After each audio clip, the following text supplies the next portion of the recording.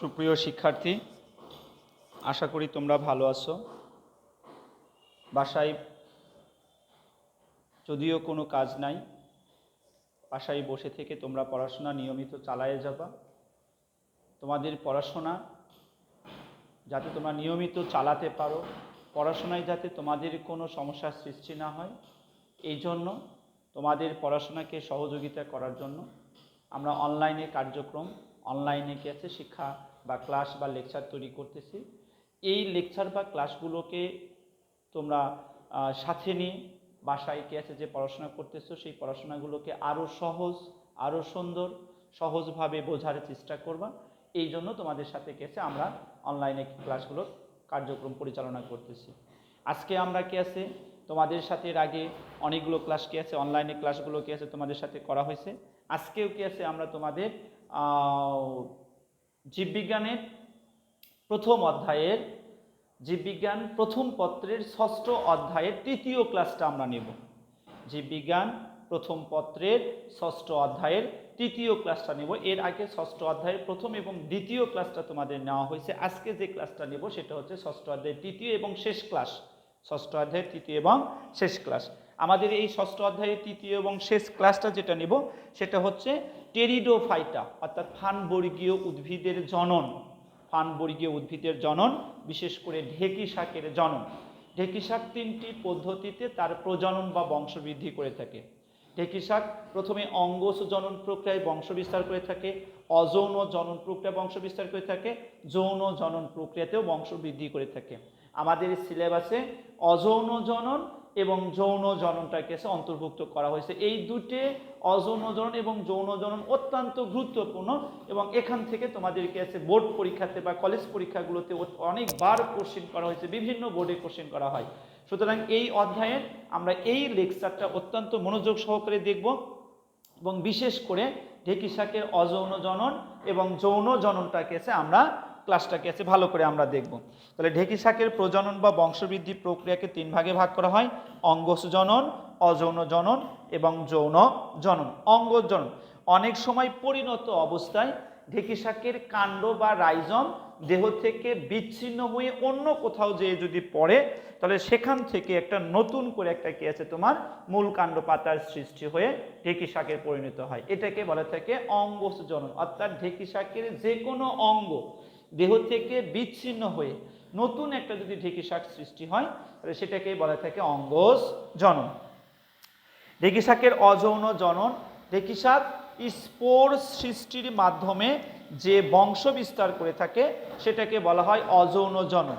ঢেঁকি শাক স্পোর সৃষ্টির মাধ্যমে যে অযৌন জনন সম্পূর্ণ করে তাকে অযৌন জনন বলে।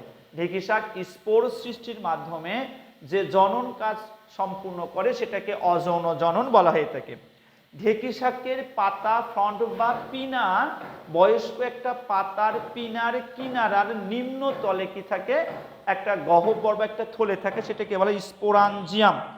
স্পোরাঞ্জিয়াম থেকে স্পোর উৎপন্ন হয়। অর্থাৎ ঢেঁকি শাকের যে পাতা থেকে স্পোর সৃষ্টি হয়, ওই পাতার যে জায়গা থেকে স্পোর সৃষ্টি হয় তাকে বলে কি স্পোরাঞ্জিয়াম বলা হয়। স্পোরাঞ্জিয়ামের মাঝে অনেকগুলো স্পোর থাকে। স্পোরাঞ্জিয়ামের মাঝে অনেকগুলো কি থাকে, স্পোর থাকে। অর্থাৎ ঢেঁকি শাকের পাতাকে যদি আমরা এইরকম ভাবে একটু দেখি, ঢেঁকি শাকের পাতা কেসে এইরকম যদি কেসে বাহিরের প্যারিনকাইমা জাতীয় কোষ, আমরা কেসে আগের ক্লাসে কেসে তোমাদের পড়ানো হয়েছে ঢেঁকি শাকের কেসে প্যারিনকাইমা জাতীয় কোষ পাতার গঠন পড়ানো হয়েছে। বাহিরের দিকে এরকম কি থাকে, প্যারিনকাইমা জাতীয় কোষ থাকে বাইরের দিকে। এর মাঝে কি থাকে, একটা গহ্বর বা একটি থলি থাকে। এখানে কি আছে তোমার, এখান থেকে এরকম একটা থলি বাহির হয়। এই থলিকে বলে থাকে স্পোরাঞ্জিয়াম। এই থলিকে বলবো স্পোরাঞ্জিয়াম। এই স্পোরাঞ্জিয়ামের মাঝে কি আছে অনেকগুলো স্পোর সৃষ্টি হয়। স্পোরাঞ্জিয়ামের মাঝে অনেকগুলো কি তৈরি স্পোর সৃষ্টি হয়।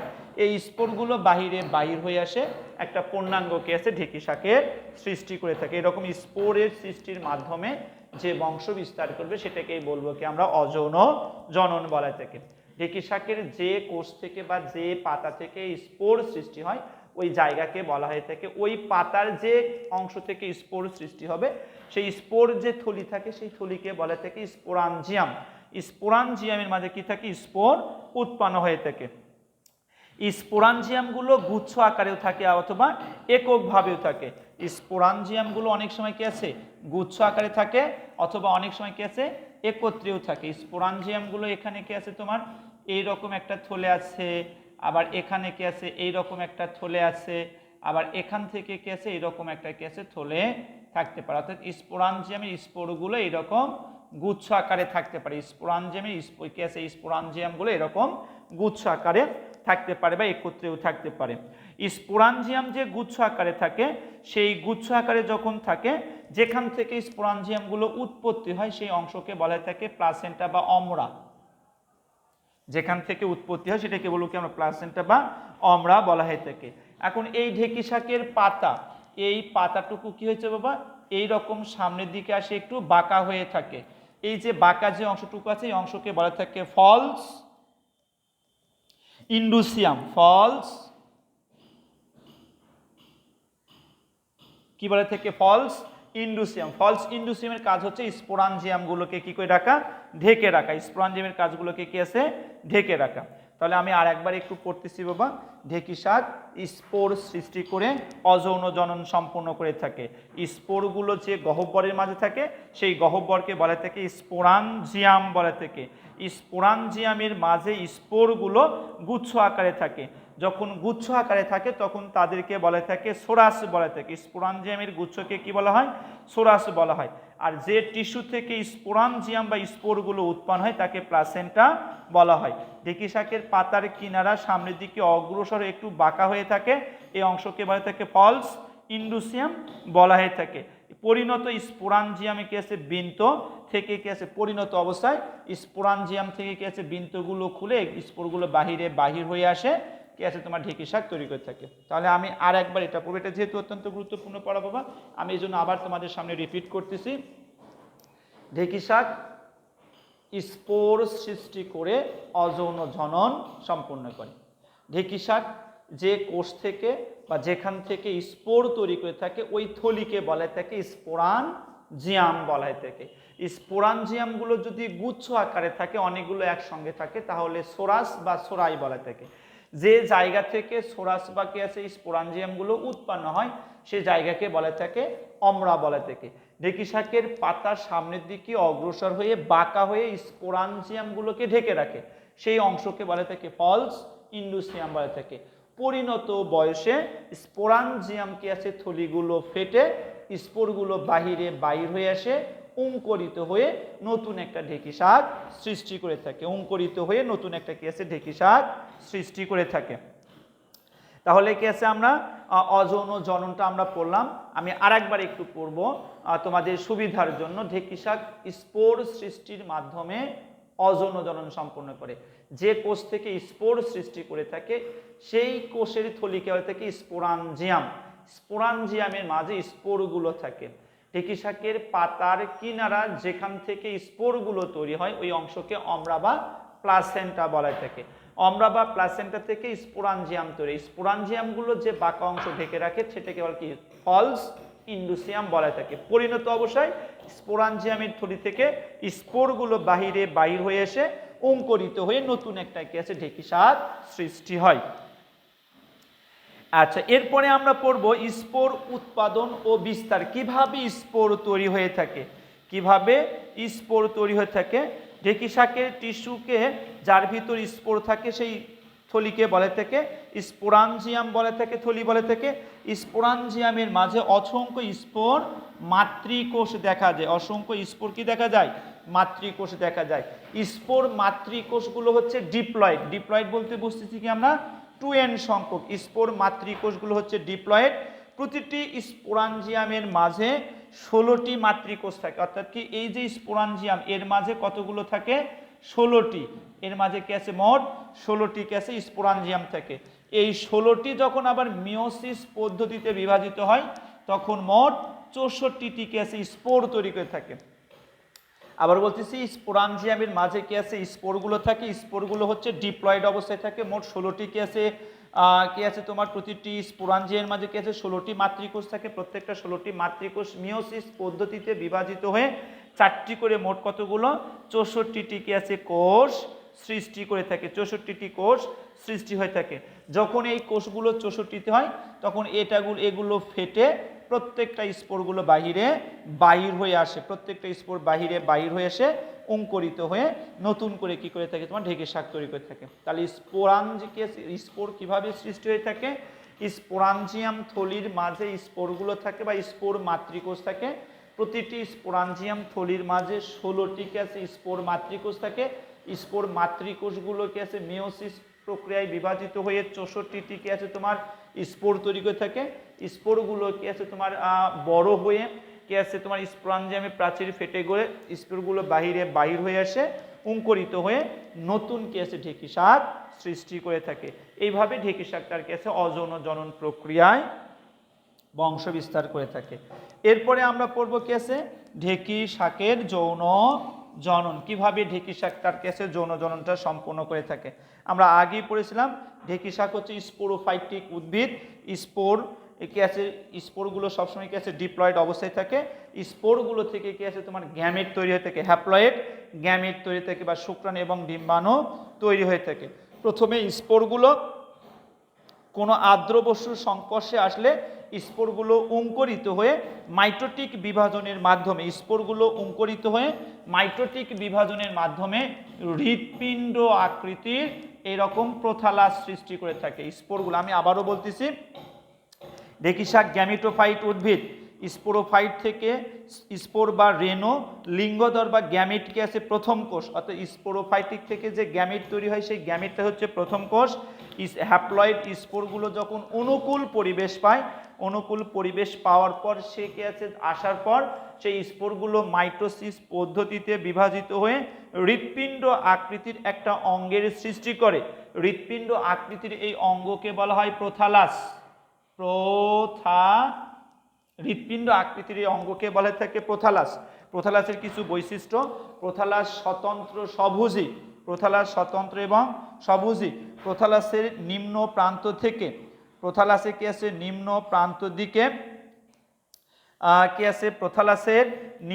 প্রান্ত থেকে এককোষী রাইজয়েড তৈরি হয়ে থাকে। প্রোথালাসের নিম্ন প্রান্ত থেকে এককোষী তৈরি হয় কি রাইজয়েড। প্রোথালাসের নিম্ন প্রান্ত থেকে তৈরি থাকে এককোষী রাইজয়েড। ওপরের দিকে একটা অগ্রজ খাস থাকে, অগ্রজ খাস থাকে। অগ্রজ খাসের কাছে 4 থেকে 8টি অগ্রজ খাসের কাছে 4 থেকে 8টি আর্কিগোনিয়াম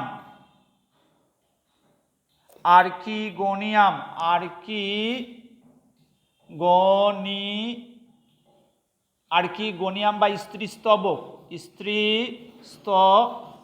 আর নিচের দিকে কি আছে গোলাকার কি থাকে পুংস্তবক বা অ্যান্থেরিডিয়াম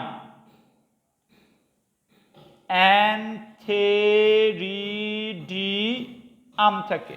আমি আবারও বলতেছি যৌন জননটা কিভাবে হয়ে থাকে। ঢেঁকি শাক তোমার স্পোরোফাইটিক উদ্ভিদ। স্পোরোফাইট থেকে কেসে গ্যামেট সৃষ্টি হয়। স্পোর যখন অনুকূল পরিবেশ পায় তখন হৃৎপিণ্ড আকৃতির প্রোথালাস সৃষ্টি হয়ে থাকে। প্রোথালাসের নিম্ন প্রান্ত থেকে এককোষী রাইজয়েড, উপরের দিকে থাকে অগ্রজ খাঁচের কাছাকাছি কি আছে 4 থেকে 8টি আর্কিগোনিয়াম বা স্ত্রীস্তবক থাকে এবং রাইজয়েডের কাছে কি আছে অ্যান্থেরিডিয়াম বা পুংস্তবক থাকে। এখন এই আর্কিগোনিয়াম থেকে তৈরি হয় শুক্রাণু, আর্কিগোনিয়াম থেকে তৈরি হয় ডিম্বাণু, অ্যান্থেরিডিয়াম থেকে তৈরি হয় শুক্রাণু। আর্কিগোনিয়াম থেকে তৈরি হয় ডিম্বাণু, অ্যান্থেরিডিয়াম থেকে তৈরি হবে কি শুক্রাণু। এই প্রোথালাসের বৈশিষ্ট্য প্রোথালাস স্বতন্ত্র, সভুজি, উভলিঙ্গ। কারণ প্রোথালাসের মাঝে কি আছে স্ত্রীস্তবক পুংস্তবক দুটোই আছে।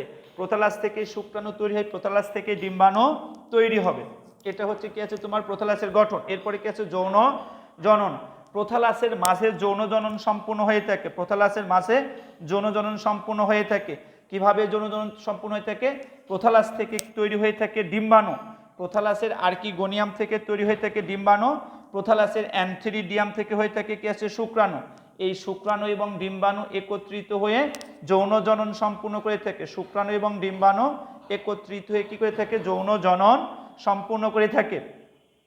আমি আবারও বলতেছি, এই প্রোথালাসটা হচ্ছে স্বতন্ত্র স্বভোজী উভলিঙ্গ। প্রোথালাসের কাছে অগ্রজ খাজের কাছে থাকে আর্কিগোনিয়াম, আর্কিগোনিয়াম থেকে স্ত্রী স্তবক, স্ত্রী স্তবক থেকে তৈরি হয় ডিম্বাণু। প্রোথালাসের নিম্ন প্রান্তে থাকে অ্যান্থেরিডিয়াম, অ্যান্থেরিডিয়াম, অ্যান্থেরিডিয়াম, অ্যান্থেরিডিয়াম থেকে তৈরি হয় ডিম্বাণু। আর্কিগোনিয়ামের শুক্রাণু অ্যান্থেরিডিয়ামের কাছে ডিম্বাণু একত্রিত হয়ে নিষেক প্রক্রিয়া সম্পূর্ণ করে যৌন জনন ঘটায়। নিষেক প্রক্রিয়া সম্পূর্ণ করে যৌন জনন ঘটায়। কিভাবে নিষেক প্রক্রিয়া সম্পূর্ণ হয়ে থাকে? নিষেক প্রক্রিয়া এই আর্কিগোনিয়াম থেকে যে ডিম্বাণুটা তৈরি হয়ে থাকে, আর্কিগোনিয়াম থেকে ডিম্বাণুটা হয়ে থাকে, ডিম্বাণু আকৃতি হচ্ছে ফ্লাক্স আকৃতির। ডিম্বাণুর আকৃতি হচ্ছে কি আছে, ফ্লাক্স আকৃতির। আর এই আর্কিগোনিয়াম থেকে তৈরি হয়, আর্কিগোনিয়াম থেকে যে শুক্রাণু তৈরি হয়, শুক্রাণু হচ্ছে কি দ্বি ফ্লাজেলা যুক্ত বা ফ্লাজেলা বিশিষ্ট। যে শুক্রাণুটা তৈরি হয়ে থাকে, শুক্রাণু ফ্লাজেলা বিশিষ্ট। যখন এখানকার ডিম্বাণু এবং এখান থেকে শুক্রাণু তৈরি হয়ে থাকে, এই শুক্রাণুটা হচ্ছে সচল, ডিম্বাণু হচ্ছে নিশ্চল। শুক্রাণু সচল, ডিম্বাণু নিশ্চল। কোনো শিশির বিন্দু, বৃষ্টি বা পানির যখন সহযোগিতা পায়, তখন অ্যান্থেরিডিয়াম থেকে শুক্রাণুটা বাহির হয়ে, এর আগের মাঝে একটা কথা, সেটা হচ্ছে আর্কিগোনিয়ামের ডিম্বাণু থেকে ম্যালিক অ্যাসিড নিঃসৃত হয়। সেই ম্যালিক অ্যাসিডের প্রতি আকৃষ্ট হয়ে শুক্রাণুগুলো পানি বা শিশির বিন্দুর সাথে ফ্লাজেলার সাহায্যে সাঁতার কেটে আর্কিগোনিয়াম, অর্থাৎ এখান থেকে যে শুক্রাণুটা তৈরি হয়ে থাকে, শুক্রাণুটা এরকম একটু পেঁচানো বহু ফ্লাজেলা বিশিষ্ট হয়। যখন এখানে ডিম্বাণু তৈরি হয়ে থাকে, সেই ডিম্বাণু এখান থেকে ম্যালিক অ্যাসিড তৈরি হয়, এই শুক্রাণুটা কি আছে, এখানে যেয়ে নিষিক্ত হবে। নিষিক্ত কি আছে, 2N নামক একটা জাইগোট গঠন করবে। জাইগোট গঠন করার পর এখান থেকে কি আছে, নতুন একটা কি আছে, ঢেঁকি শাকের সৃষ্টি হবে। এবং এখানে জাইগোটটা হয়ে থাকে ডিপ্লয়েড। আর এদের যৌন জননকে উগ্যামাস বলা হয়। কেন উগ্যামাস বলা হয়ে থাকে? কারণ ডিম্বাণু হচ্ছে নিশ্চল, শুক্রাণু হচ্ছে সচল। এখানকার শুক্রাণু এই আর্কিগোনিয়ামের ডিম্বাণুর সাথে মিলিত হয়। শুক্রাণু চলাচল করতে পারে, ডিম্বাণু চলাচল করতে পারে না। এই জন্য ঢেঁকি শাকের যৌন জননকে কি আছে তোমার, উগ্যামাস বলা হয়ে থাকে বা উগ্যামাস প্রকৃতির হয়ে থাকে। এরপর নতুন স্পোরোফাইটের উদ্ভিদ যখন 2N বা জাইগোট তৈরি হয়ে থাকে, জাইগোটে বারবার মাইটোসিস পদ্ধতিতে বিভাজিত হয়। জাইগোটে বারবার মাইটোসিস পদ্ধতিতে বিভাজিত হয়ে এই জাইগোটের দেহে কি তৈরি হবে, মূল তৈরি হবে। এই জাইগোটে কি আছে, কাণ্ড তৈরি হবে। এই জাইগোট থেকে কি আছে তোমার, পরবর্তীতে কি আছে, পাতা বা কি আছে, একটা ঢেঁকি শাকের সৃষ্টি হবে। এইভাবে ঢেঁকি শাক কি করে থাকে, তার যৌন জনন প্রক্রিয়ার মাধ্যমে সম্পূর্ণ একটা ঢেঁকি শাক সৃষ্টি করে থাকে। তাহলে ঢেঁকি শাকের আমরা পড়লাম, ঢেঁকি শাকের অঙ্গ জনন পড়েছি, ঢেঁকি শাকের অযৌন জনন পড়লাম, ঢেঁকি শাকের যৌন জনন পড়লাম। ঢেঁকি শাকের অযৌন জনন, ঢেঁকি শাকের যৌন জননের মধ্যে প্রোথালাসের গঠনটা সবচেয়ে বেশি গুরুত্বপূর্ণ, এবং কিভাবে প্রোথালাস থেকে কিভাবে যৌন জনন হয়ে থাকে আমরা পড়েছি। প্রোথালাসটা কোথা থেকে তৈরি হয়, স্পোর থেকে তৈরি হয় প্রোথালাস, হৃৎপিণ্ড আকৃতি। প্রোথালাস হচ্ছে কি আছে তোমার, উভলিঙ্গ। প্রোথালাস হচ্ছে স্বতন্ত্র, প্রোথালাস হচ্ছে সবুজ। প্রোথালাসের নিচে থাকে রাইজয়েড, উপরে থাকে অগ্রজ খাজ, রাইজয়েডের কাছে থাকে পুংস্তবক, অগ্রজ খাজে থাকে স্ত্রীস্তবক। এই পুংস্তবক থেকে তৈরি হয় শুক্রাণু, স্ত্রীস্তবক থেকে তৈরি হয় ডিম্বাণু। এই পুংস্তবক থেকে যে শুক্রাণু তৈরি হয়, সেই শুক্রাণু হচ্ছে ফ্লাজেলা বিশিষ্ট। স্ত্রীস্তবক থেকে তৈরি হয় ডিম্বাণু, ডিম্বাণু হচ্ছে ফ্লাক্স আকৃতির বা গোলাকার হয়ে থাকে। যখন কোনো পানি শিশির বিন্দু পায়, তখন পুংস্তবক থেকে শুক্রাণুগুলো লেকে আছে ফ্লাজেলার সাহায্যে সাঁতার কেটে স্ত্রীস্তবকের ডিম্বাণুর সাথে নিষেক হয়ে থাকে। এক্ষেত্রে পুংস্তবকটা হচ্ছে সচল, স্ত্রীস্তবকটা হচ্ছে নিশ্চল। এই জন্য ঢেঁকি শাকের এই জননকে বলা হয়ে থাকে কি, উগ্যামাস বলা হয়ে থাকে। নিষেকের ফলে যে কোষ তৈরি হয় সেটাকে বলা হয় জাইগোট। জাইগোট থেকে পূর্ণাঙ্গ একটা নতুন কি আছে তোমার ঢেঁকি শাক তৈরি হবে। কিভাবে জাইগোট থেকে একটা ঢেঁকি শাক তৈরি হবে, জাইগোট থেকে ঢেঁকি শাক তৈরি হবে হচ্ছে কি, যখন জাইগোট তৈরি হবে, স্পোর তৈরি হবে, তখন স্পোর থেকে পর্যায়ক্রমে তৈরি হবে কি আছে মাইটোসিস, কোষ বিভাজনের মাধ্যমে পর্যায়ক্রমে তৈরি হবে হচ্ছে তোমার মূল, তারপর তৈরি হবে কাণ্ড, তারপরে তৈরি হবে হচ্ছে পাতা বা পিনা, এরপর তৈরি হবে সার্সিনেট ভার্নিশন। পাতাগুলো কি আছে তোমার পেঁচানো থাকলে সেটাকে বলবো কি আমরা ক্রোইজিয়া। এইভাবে কি করে থাকে ঢেঁকি শাক কি আছে যৌন জনন প্রক্রিয়া তার বংশ বৃদ্ধিটা সম্পূর্ণ করে থাকে। এরপরে আর কিছু পড়া আছে এই অধ্যায়ে, সেটা হচ্ছে ঢেঁকি শাকের জীবন চক্র এবং যৌনক্রম। জীবনচক্র শুধু বলাই থাকে যে সকল জীবের গ্যামিটোফাইট এবং স্পোরোফাইট পর্যায়ক্রমে অর্থাৎ যৌন জনন অযৌন জনন পর্যায়ক্রমে হয়, তাকেই বলাই থাকে যৌনক্রম। ঢেঁকি শাকের কি হয়ে থাকে তোমার অযৌন জনন হয়, যৌন জনন, এরকম যৌন জনন অযৌন জনন যদি পর্যায়ক্রমে ঘটে থাকে, পর্যায়ক্রমে যদি সম্পূর্ণ হয়, তাহলে এই ধরনের কে আছে তোমার জননকে বলা থাকে যৌনক্রম। ঢেঁকি শাকের দেহে সুস্পষ্ট যৌনক্রম দেখা যায়। ঢেঁকি শাকের দেহে সুস্পষ্ট কি আছে যৌনক্রম দেখা যায়। যৌনক্রমে প্রথমে দেখা যায় গ্যামিটোফাইট পর্যায়, তারপরে হয়ে থাকে স্পোরোফাইট পর্যায়। গ্যামিটোফাইট এবং স্পোরোফাইট পর্যায় সম্পূর্ণ করে ঢেঁকি শাকটার কি আছে যৌন জননটা সম্পূর্ণ করে থাকে। তো প্রিয় শিক্ষার্থী, আমরা কি আছে ষষ্ঠ অধ্যায় 3টে লেকচারে শেষ করলাম।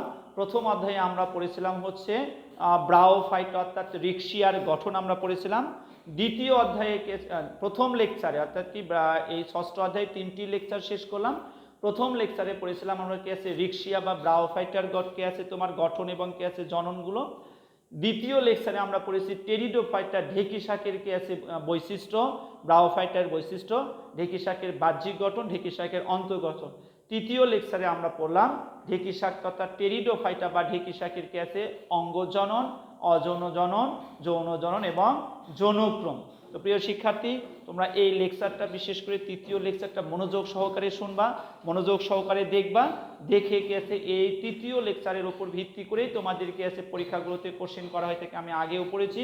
তোমরা এই লেকচারটা কি আছে ভালো করে দেখে তোমরা কি আছে পরীক্ষার জন্য প্রস্তুতি নিবা। পাশাপাশি এখান থেকে যে চিত্রটা আছে, প্রথালাসের যে চিত্র আছে, চিত্রটা বাসায় প্র্যাকটিস করবা। প্রথালাসের গঠনটাই কি আছে তোমাদের পরীক্ষায় সবচাইতে কি আছে বেশি কি আছে প্রশ্ন এসে থাকে। তো প্রিয় শিক্ষার্থী, আজকের ক্লাসটা এখানে শেষ করব। তোমরা সবাই ভালো থাকবা, সুস্থ থাকো, নিরাপত্তা দূরত্ব বজায় থেকে কি আছে চলাচল চেষ্টা করো।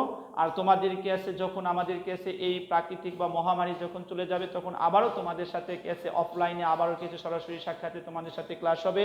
এই অনলাইনে ক্লাসগুলোর মাঝে যে ক্লাসগুলো তোমাদের কি আছে যে অংশটুকু তোমাদের বুঝতে সমস্যা হয়, প্রয়োজনে তোমরা সেগুলো নোট করে রাখো।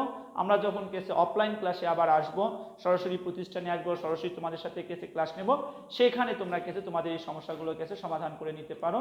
তো ভালো থেকো, সুস্থ থাকো, এই বলে আজকের কি আছে প্রত্যাশা রেখে তোমাদের ক্লাসটা শেষ করছি বাবা। আল্লাহ হাফেজ।